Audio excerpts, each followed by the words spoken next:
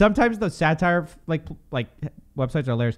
Rumors that the Taliban have taken over are unfounded, says Jin Psaki wearing hijab.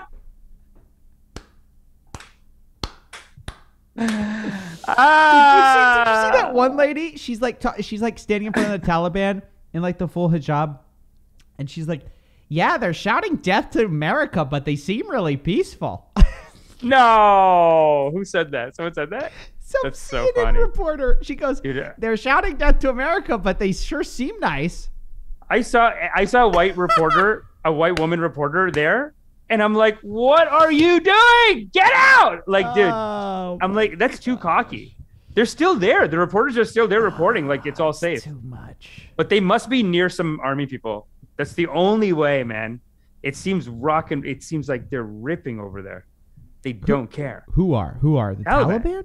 Taliban. Dude, the Taliban. We've got to talk about them because these guys. They just put out a thing saying you just told me, but I saw it earlier too. They just put out a thing saying like, "Hey, our troops are not trained to not assault you." Basically, something like that. Like they put out like, "Hey, women, stay inside," because the Taliban. So like this is coming from the Taliban. They're like, "Hey, our guys, they're reckless. You know, they're wild." And we haven't done the let's pull it up. Let's pull up the clip. Training. Taliban tells Afghan women to stay home from work because soldiers are not trained to respect them. Oh my God, dude. That is so sad. I think there's a time we all have to ask ourselves, is the Taliban going to respect women? Oh, and they're basically saying like, they've been saying, by the way, this is the great thing. They've been saying, oh yeah. Oh, what? Us respect women? Of course. Yeah. We saw that clip yesterday. Oh my God, that's such a good dude. When the reporter asked them, that's so sad, dude. It's like funny, but it's so sad. Yeah, like let's like, can you imagine what? So this is they were asked whether Taliban's going to respect women. Okay, let's see. Notorious for this is the current one. This is the current one. Women will be afforded all their rights, whether it is in work or other activities, because women are a key part of society, and we are guaranteeing all their rights within the limits of Islam. So within the limits. Okay. Yeah. But take that. And already there's a bunch of screenshots of like TV reporters, and like the next day it's a dude. Like it's a girl TV reporter in like in the hijab, and then the next day it's like they got kicked out. The dude's in there now. But, wait. Are you saying that according to Islam you're not allowed to be a TV anchor? Oh, I don't know. I don't know. But because that would be some fucking weird ass loopholes that the guy fucking brought up if he has to fire women. Oh my God. So you can't be a reporter. So this is another clip that's been going viral. I don't think this is for recent. No, this is it's reviral. An old clip of the Taliban talking about women politicians. Oh my God, this is so sad. You believe in the democratic vote, though. So would people be allowed to vote in women politicians? Stop filming. He says, stop it. He says, stop it. That means that's I know what language he's speaking.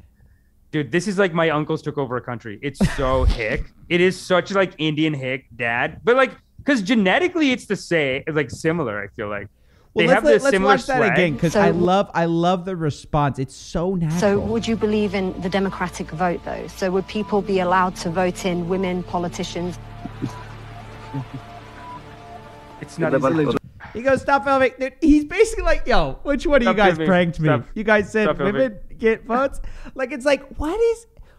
Why at least he's nice enough to say, okay, stop filming. Let's reshoot that. I'm sorry, I laughed. And then imagine they just do like 20 takes. Like, no, please, madam, I'm trying to fix it. So please retake. And she like it just takes him like 25 takes or something. Here's the thing. I feel like the rest of the world is coming to grips with the fact that these people who we didn't want to be in power for 20 years are all of a sudden in power. And nobody wants to confront what that really means. Everyone wants Afghanistan to be a happy, wonderful place right now. And so they're like, well, you're going to take care of your people, right? And they're like, oh, yeah, like, what, us? But I think we've seen this play out before, unfortunately. So what do you think, though? You think go back? Do we go back? No, we're out. We're out. But I'm saying I don't think we want to confront what that means. I mean, it's, I got to say, and I think this is because all the military contractors want to go back. It is heavily, heavily publicized. I mean, I can't stop seeing Afghanistan news. It's everywhere. It's nonstop. Afghanistan 24/7. It's like we don't have a choice. We have to talk about it. I even heard some people talking about how like it's not even nearly as bad as what's happening in North Korea, but we wouldn't talk about that. This is related to America right now. They're leaving. I feel like a lot of people want to go back. Even like citizen journalists, like Jocko Willink put up a viral clip this week saying like, Joe Biden, you don't know what you're doing. You have wasted the he just does a rip. It apparently went viral. But let's watch it. Let's watch it real quick. I'm dying to know. 2 million views. The Washington Post reports CIA Director William Burns secretly met with the Taliban's leader in Kabul yesterday. The highest level face-to-face encounter between the Taliban and the Biden administration since the... Okay, let's find the actual clip. That he would deliver if he were President Biden. Listen. The next 48 hours, America will be in control of most major airports in Afghanistan. Any resistance we meet from the Taliban or otherwise when we seize these airports will be destroyed completely and without mercy. Any person that interferes with these operations will be killed. We bring in Jocko Willink, the man you saw there, the man you see this morning. Weird. He's not operating. Like, I'm pretty sure he's a podcaster now. Yeah, but he's a former Navy SEAL. I mean, he's a former Navy SEAL. He's giving some side orders. He's like, I know how the Navy works. They have control of these airports. If you step in, pop, that's it. Yeah, can we watch the full one in context? Okay, if I was president, this is what I would say about the current situation. Let's watch, right? Let's listen and learn for a change. Okay, guys? We here at The Drip, we listen and we learn. But mostly we talk.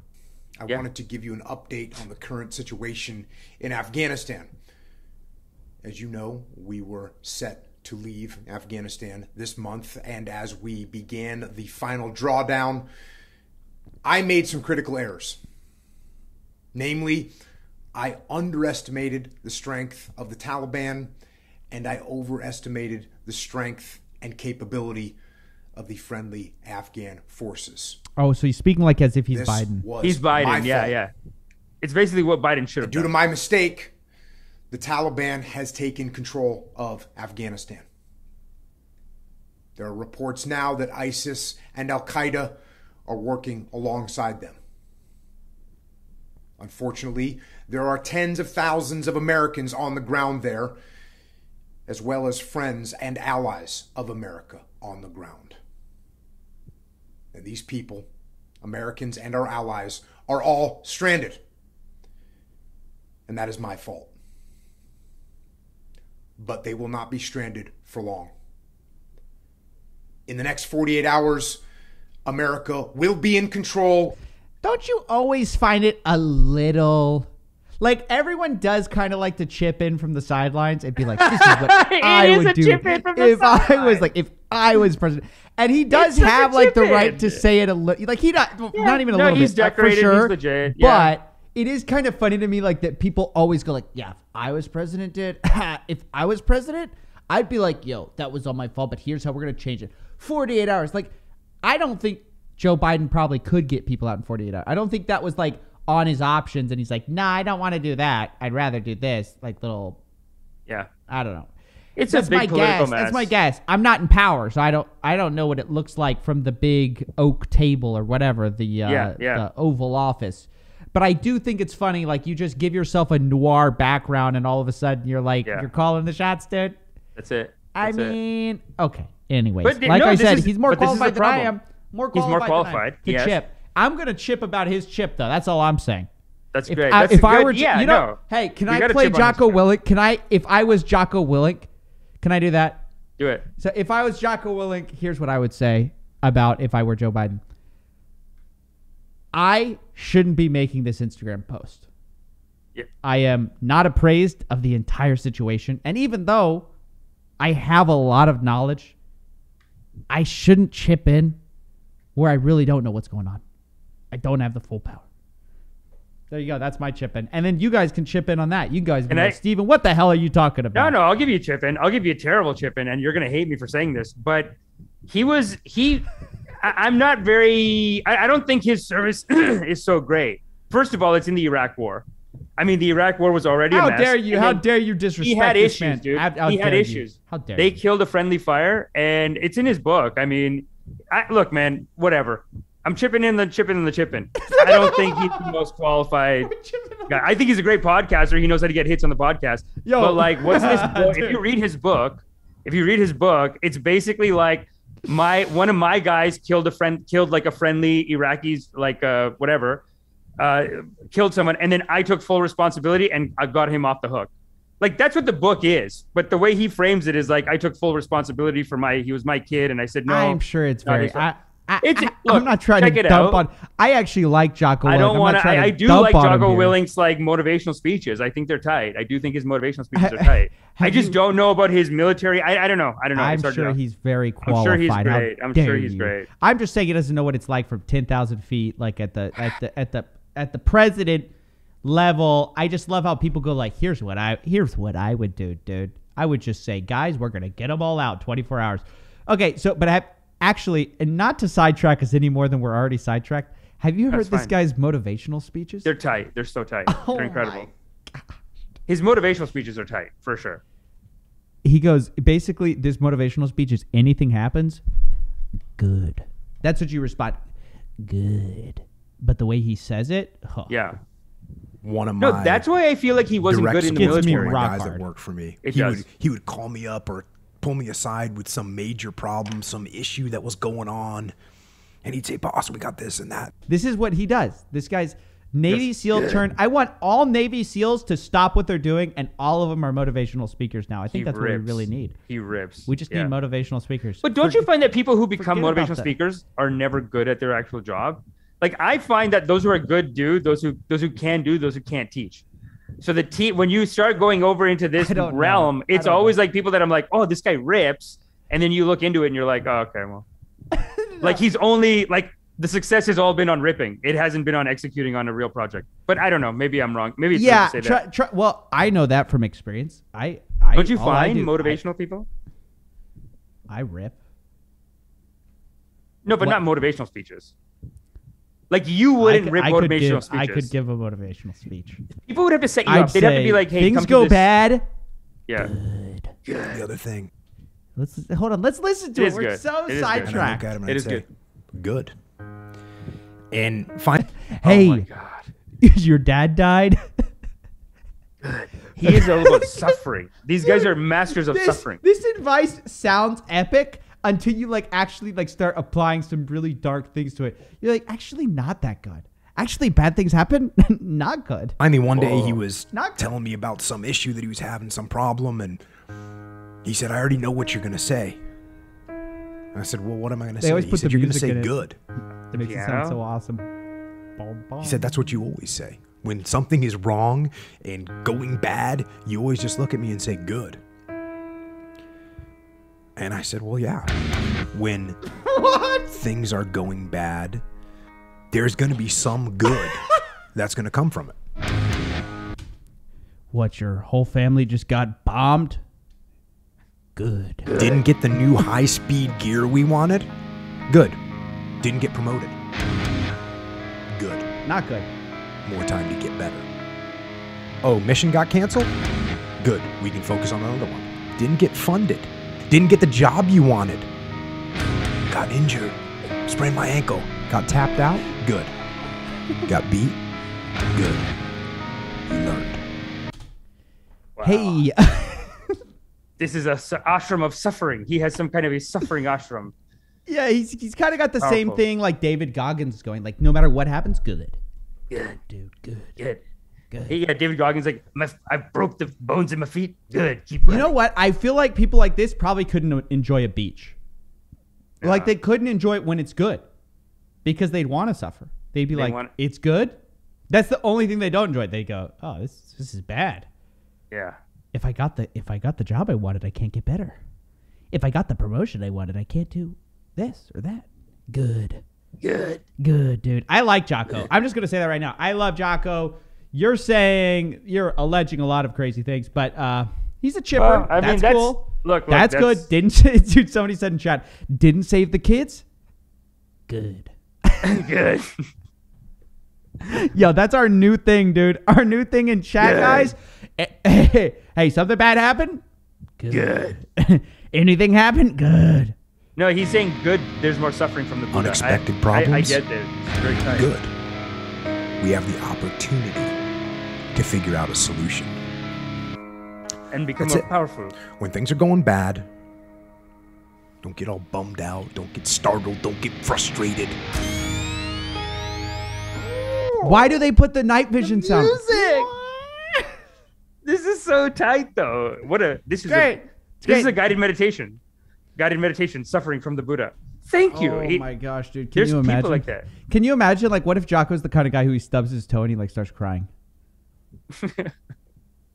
He's not. No, he's not though. He's hard, dude. He's hard. He's rock hard. He is rock hard, dude. Did you know he kind of pisses me off? He posts these Twitter things where every morning at 4:30 in the morning he like posts his watch, and he's like just got a long session and proof of karmas. Like, wow. He says my karmas are done. Proof. Yeah, no, every day he goes, hey. It's basically like what'd you do today? I got to do that. I got to start doing that. Yeah. That's the only way my channel will survive. I have to do proof of karmas. I have to suffer as much as they suffer. Look at the suffering these people go through. Yeah, this is a great speech, though. Eh? Good. What's your problem, Amish? You got problems? Give me a problem of yours. Let's see. What am I gonna do on my channel tomorrow? Good.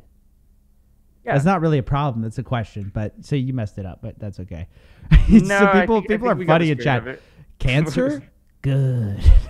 Rugged by a millionaire? Good. I know. It's like people have real problems, and I'm like, what will I write for my channel tomorrow? Biggest problem. Good. Oh my god. Life in prison? More time to meditate. Dude, you guys are funny, dude. No, I know some people. This woman was in Eckhart Tolle's one of his classes, and she said I had cancer and it was pure suffering. But when I got cancer, I started meditating, and it made me so happy through the cancer. And now that the cancer's over, I'm sad again. I swear to God.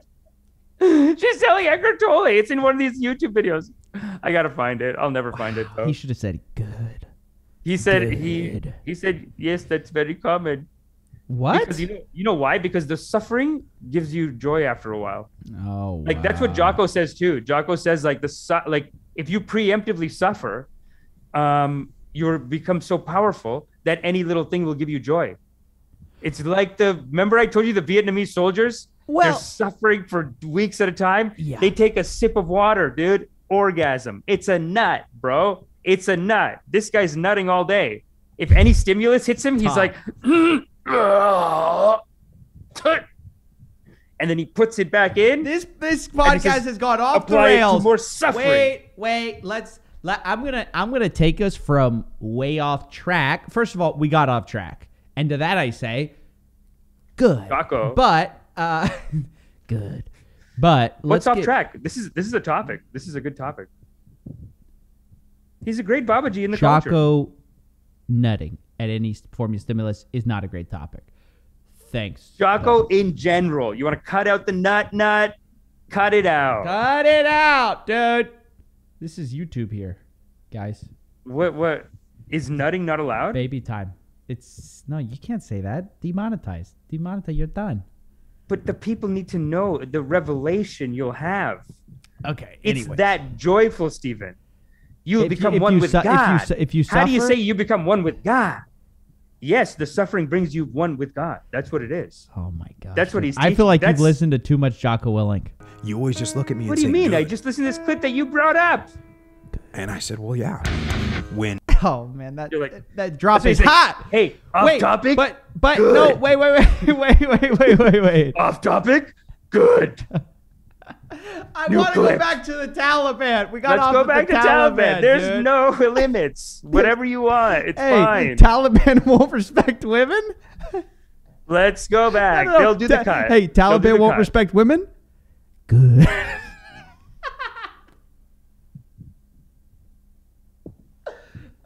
He didn't mean like that. Yeah, he did. He goes, anything bad? Joe Biden didn't get your troops out of Afghanistan? Good. More time for them to learn Islam. Not Islam, but, you know. More time for them to get. I think that's what you meant. Yeah, that's what I meant. I don't know. No, I do. Look, man, poverty, it's rough, dude. What do you think? Okay, do you not feel like the Americans are, and the Russians, and then going back to the Brits, like, why do these people deserve to be attacked and occupied and all this shit? The Taliban, like Afghanistan. Afghanistan doesn't deserve to be attacked. And there's like beautiful people there. It's beautiful. The Taliban seems like an authoritarian regime. Yeah, and they're like trained by the U.S. government and shit. Yeah. So it's one of those weird things where it's like, you know, are they religious fanatics? I kind of said they were, but they are. That's the thing. Okay. But the problem is the Americans fund all these religious fanatics, even through Saudi Arabia. They fund Wahhabism, and then through this one too. This is like the Taliban is like a fundamentalist group, so they've been trained, and they're like picking up the most fundamentalist people to be in this group to fight for them against the Russians. Like, I mean, I think it was built then, but it was basically one of their operations out there. So that's what makes it so sticky and just so sad. But no, it's too bad, because I don't think, like, there's even documentaries that go further back than that during World War II, where they had, like, the Muslim side of the world had, like, these educated people, they were whatever, and the Americans didn't want to work with them. And the Brits, not the Americans, the Brits, they didn't want to work with them. So they basically said, kill these people, and all the religious folks on the outside, make them in charge. Because then it'll be, you know what I mean? Then we can speak God's language. I don't know if they really felt like it was God's, like, at least they believe in God. Because it was like, we're talking about 100 years ago, right? So it's just been a lot of time in the area, like, messing with them. It's too bad. Yeah, I don't understand it. I'll be honest with you, Amish. What I do know, Steven, it's a crusade. It's been going on for 400 years. It is kind of, you can see it like that. It's sad. We needed to get out of there. But what's sad is that we're not out of there, and the Taliban's now threatening us to get out. Let's take a look. This is something else I wanted to show you. Oof, that's gonna hurt, right? That's why everyone's calling Biden a loser now. Damn it. Its evacuation mission in Afghanistan, sending helicopters and troops outside the Kabul airport's grounds to rescue stranded Americans. That's new. CBS's Nancy Cordes. Today, a Taliban spokesman warned the U.S. military not to stay a day longer. This is something, you can say it's a red line. It will deteriorate the relation. Watch it. Will create mistrust between us. We believe that we have time between now and the 31st to get out any American who wants to get out. Just to be clear, we still have people stuck there, and we might have people stuck there a long time, but the White House is saying we don't. For getting these Americans who are now stranded. Does he have a sense of that? First of all, I think it's irresponsible to say Americans are stranded. They are not. We are committed to bringing Americans who want to come home. We are. Who are they saying? They go, we're committed to bringing Americans who want to come home. Who are the Americans who don't want to come home? I'd love to know. How many of those people do you think there actually are? Anyone who dies, they go, well, guess they didn't want to come home. Guess they didn't want to come home. Otherwise, they should have gotten on the plane. It's too bad, because it is just mismanagement. It's like you just have to manage it better. Just get your people out and then close it down.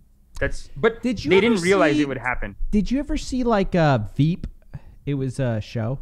I saw a bunch of episodes, but tell me which episode you're talking about. No, I mean, I thought that show really portrays. It's a comedy. It's totally fictional.